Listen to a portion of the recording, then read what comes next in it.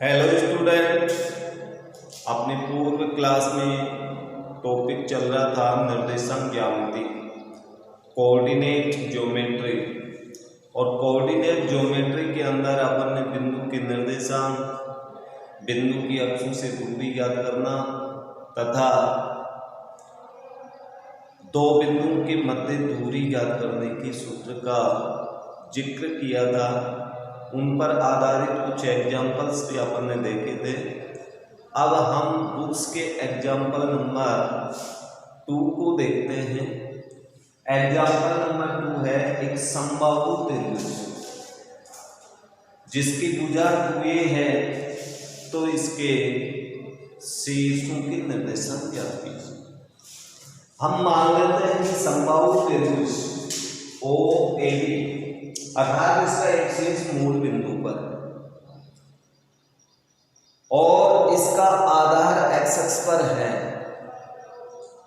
तो इस समबाहु त्रिभुज के तीनों शीर्षों को अपन ज्ञात करें तो समबाहु त्रिभुज में भुजा हुए OB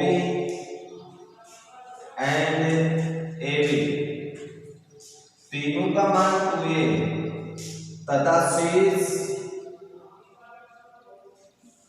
A से लंब है। आधार पर एक लंब डालते हैं अपन A एंड जब लंब डालेंगे अपन तो समबाहु त्रिभुज के अंदर लंब में आधार का समद्विभाग करता है, इसलिए अपने पास क्या आएगा OM बराबर MB बराबर हाफ AB और AB का मान अपन को मालूम है 2a है, तो OM तथा MB का मान a होगा। अर्थात यहां से यहां तक की दूरी a हुई। अब बिंदु A के शीर्ष ज्ञात करने के लिए बिंदु A की y अक्ष से दूरी ये तो हमें मालूम हो गई a, लेकिन x अक्ष से दूरी ज्ञात करने के लिए इस लंब की लंबाई ज्ञात करनी पड़ेगी। तो समकोण त्रिभुज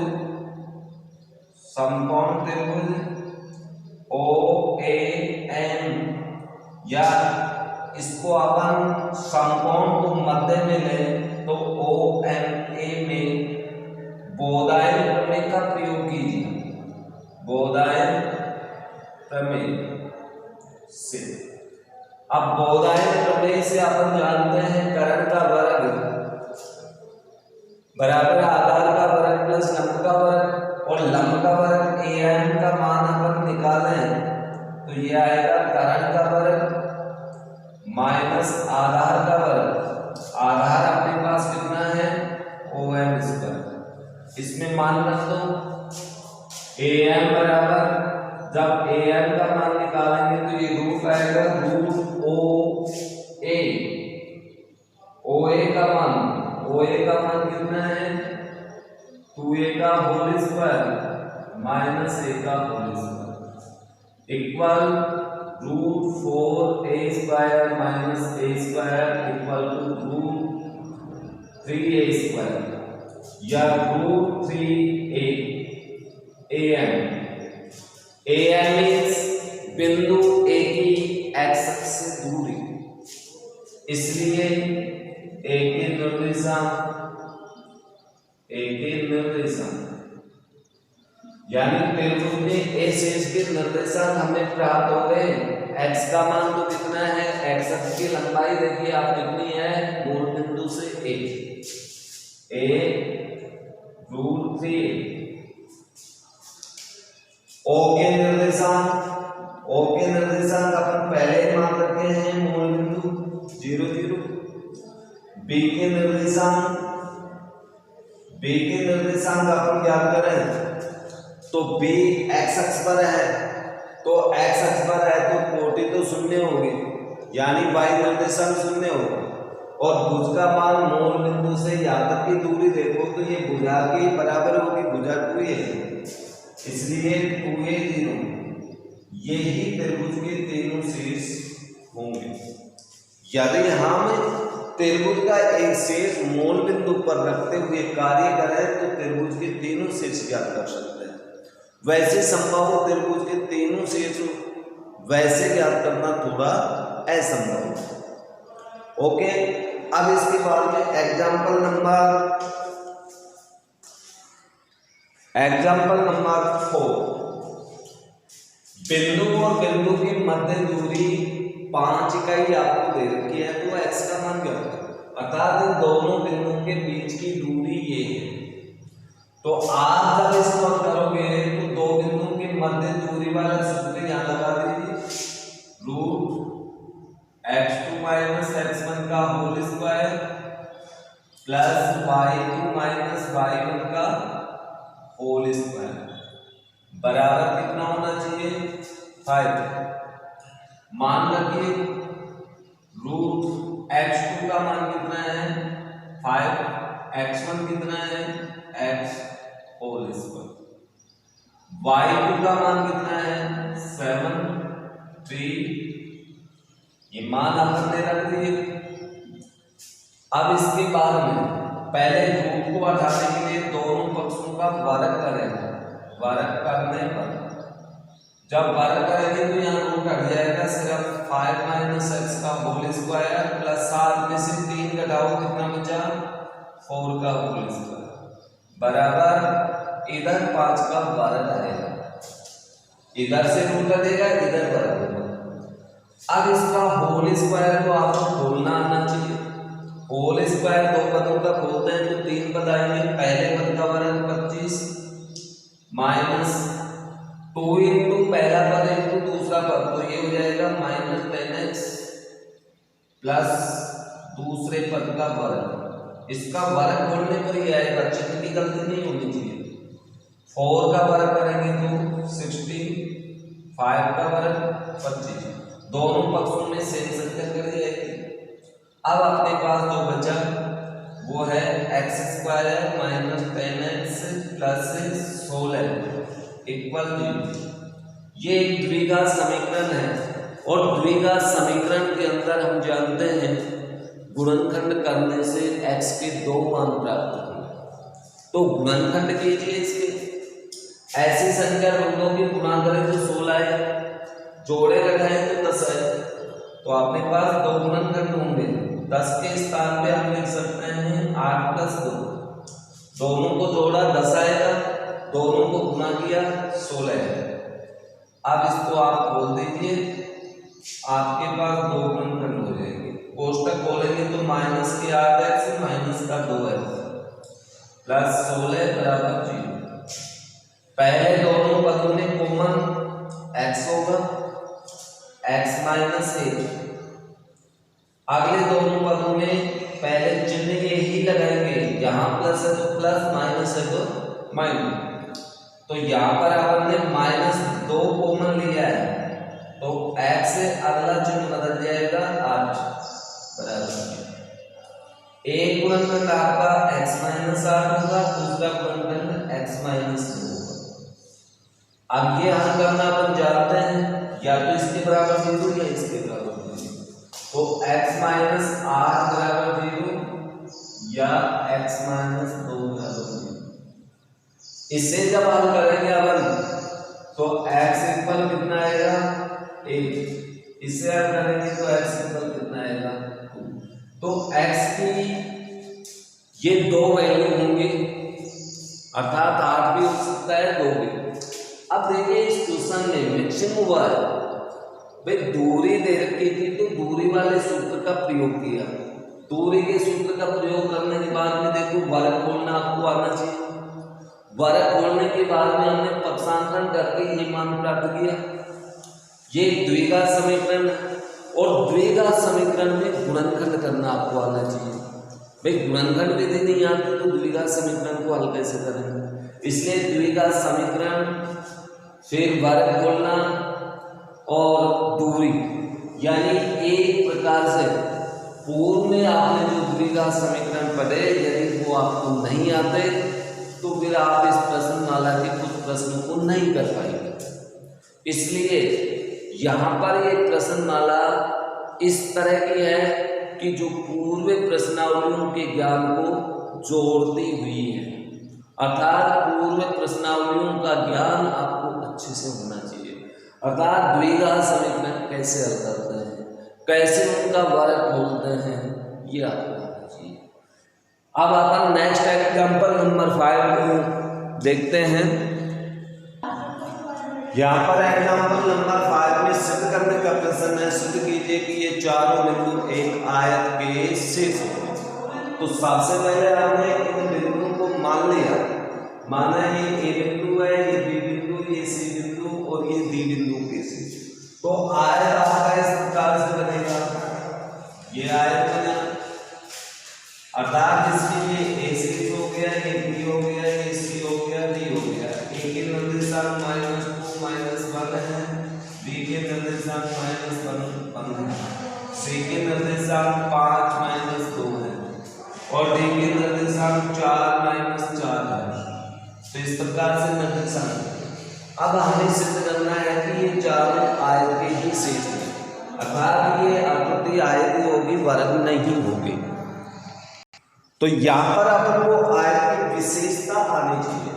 विशेषता का अर्थ है कि आयताकार होता है आमने सामने की भुजा बराबर लंबाई, लेकिन आमने सामने की भुजा तो समांतर चतुर्भुज में भी बराबर होती है।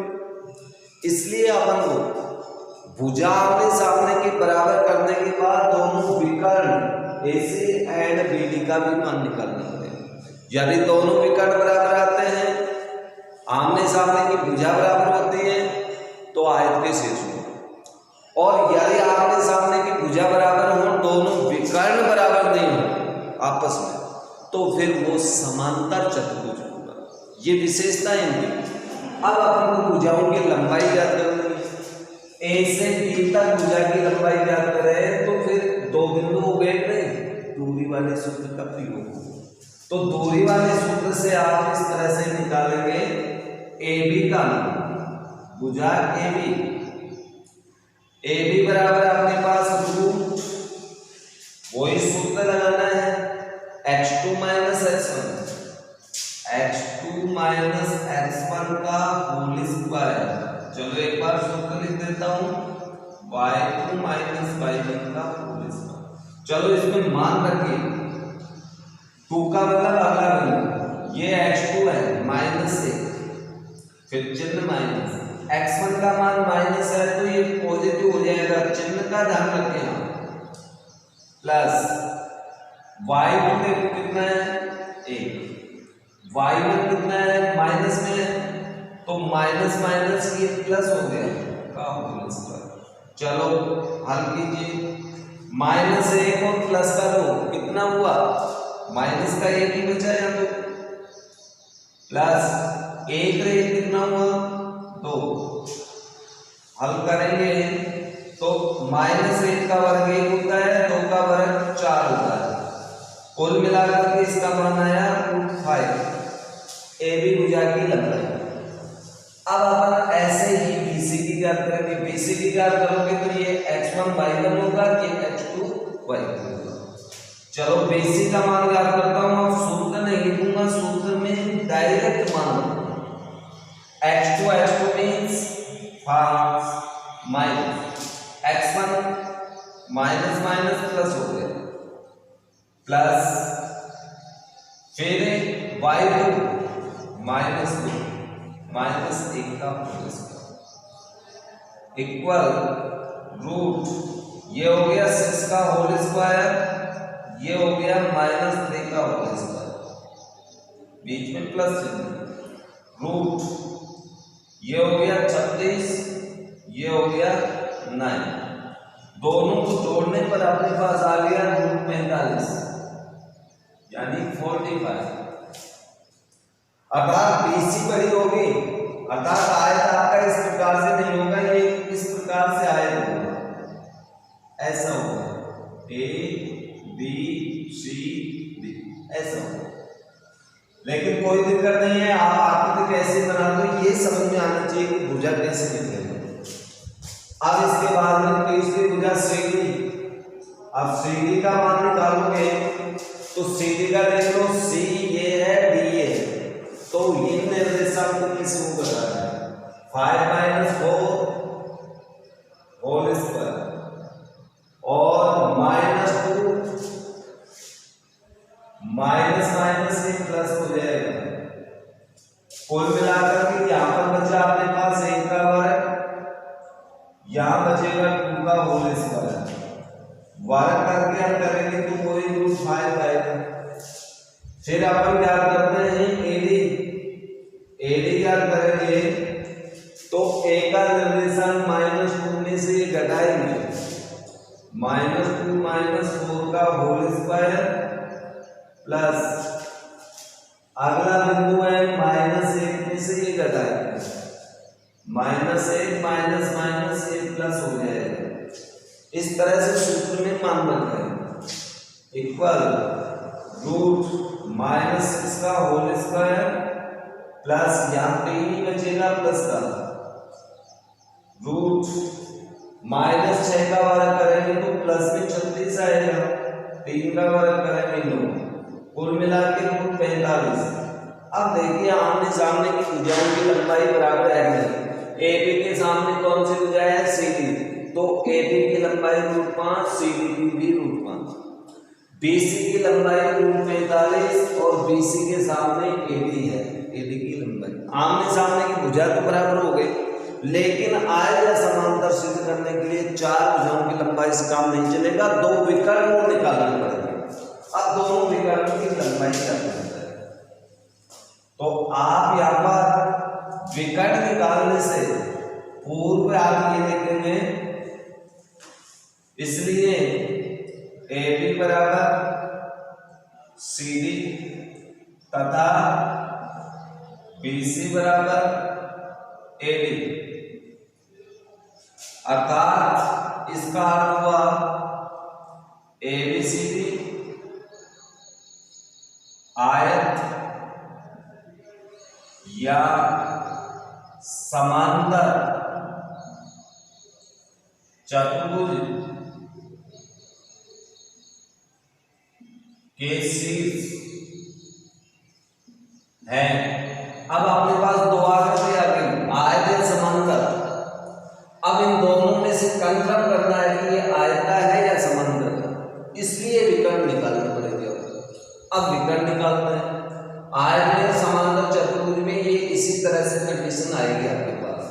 अब अपन निकालते हैं विकर्ण। विकर्ण AC की लंबाई याद करोगे तो ये इस तरह से विकर्ण बनेगा। चलो विकर्ण की लंबाई याद करते हैं, A से C, तो H2 का मान तो 5 होगा, x1 का मान -2 है तो यहाँ प्लस चिन्ह हो जाएगा, प्लस y2 का मान -2 माइनस प्लस 1 का होल स्क्वायर।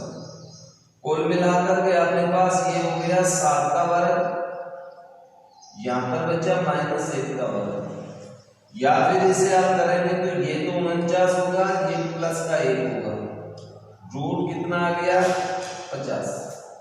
अब दूसरा विकर्ण निकालते हैं।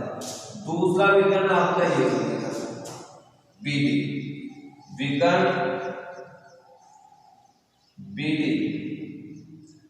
BD का मान निकालेंगे तो अपने पास वही ऊपरी वाला सूत्र, B से B -1 में से क्या घटाए -4 प्लस y2 का मान है ये, चलो यहाँ भी y2 वाला ही लगा देता हूँ, B से B y2 4 माइनस प्लस 1, ये -4 -1 का होल स्क्वायर इक्वल रूट, ये हो गया 5 का वर्ग 25 होता है, प्लस माइनस के 5 हो गए, -5 का वर्ग करेंगे तो ये भी 25 होगा।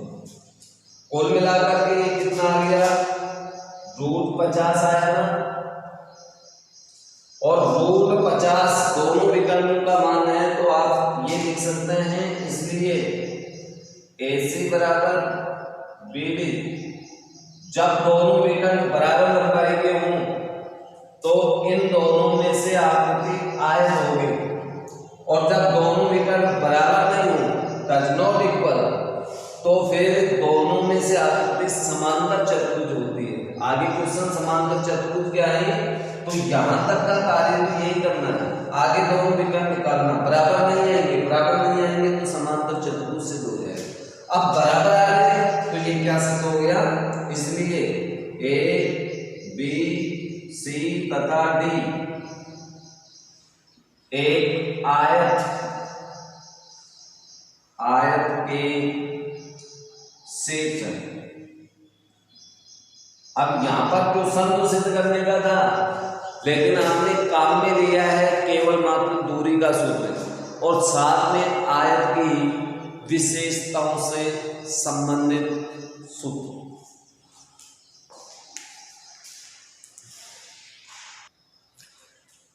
यहाँ पर एग्जाम्पल नंबर 6 में दिया है कि बिंदु की इन दोनों बिंदुओं से बराबर दूरी है, तब x और y के अंदर आपको एक रिलेशन सिद्ध करना है। तो सिद्ध करने के लिए सबसे पहले आप क्वेश्चन लिखेंगे कि इस बिंदु की इस बिंदु से दूरी और इसी बिंदु की इस बिंदु से दूरी इक्वल होगी। दूरी का सूत्र लगाएंगे अपन h2 - x1, h2 का मान ये घटा करके वर्ग कर दिया प्लस y2 का मान ये है, इसमें घटा के वर्ग कर दिया और इसमें मान। अब दोनों पक्षों का वर्ग करेंगे तो दोनों में रूट हट जाएगा। रूट हटने के बाद में अपने पास ये बचा। अब इसमें वर्ग तो आपको खोलने ही पड़ेंगे। पहले का वर्ग खोलते हैं तो ये तो आपका फर्स्ट पद होगा, ये आपका सेकंड पद होगा। ध्यान देना कैसे वर्ग खोलते हैं, वैसे ही सभी के वर्ग खोलेंगे। फर्स्ट पद का वर्ग खोलेंगे तो ये आएगा माइनस जितना है तो माइनस और प्लस है तो प्लस, -2 गुना फर्स्ट पद इनटू सेकंड पद प्लस सेकंड पद का वर्ग। ऐसे तो वर्ग खोलते हैं अपन, a + b का होल स्क्वायर वाले सूत्र का प्रयोग कर दो, प्लस इसका भी वर्ग खोलेंगे तो अपने पास क्या आएगा b - a का वर्ग -2 × b - a × y + y का होल स्क्वायर वर्ग खोलेंगे। इसका वर्ग खोलेंगे तो a - b का वर्ग -2 × a - b × x plus x का होल स्क्वायर। इसका भी वर्ग खोलें a + b का whole square -2 × a + b × y + y square वर्ग खुल गया। दोनों पक्षों में सेम संख्या को कट जाएंगे, x² प्लस का, इसमें भी x² का प्लस का, इसमें y² प्लस है, दाएं पक्ष में y² प्लस, ये मान तो कट गए। शेष मान में ये वाला भी देखिए a + b का होल स्क्वायर, ये a + b का होल स्क्वायर, ये भी कट गया। अब इसके बाद में शेष को अपन हल कर लेते हैं। इसको हल करेंगे तो -2ax -2bx, इसे हल करेंगे वर्ग खोलना पड़ेगा b² - 2ab + ba² वर्ग खोलने। इसको आगे हल करेंगे तो -2by और माइनस को माइनस से गुणा करेंगे तो +2ay इक्वल, इसका वर्ग खोलेंगे तो a² - 2ab + b², इसे खोलेंगे तो -2ax और ये माइनस माइनस प्लस 2bx। आगे एक पद और है, इसे भी खोलें -2ay -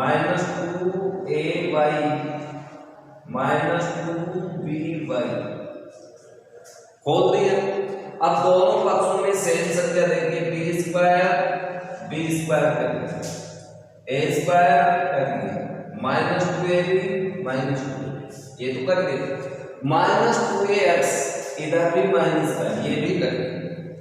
-2bx -2bx नहीं है, और देखिए -2by माइनस का 2by से -2by, शेष पद नहीं करेंगे।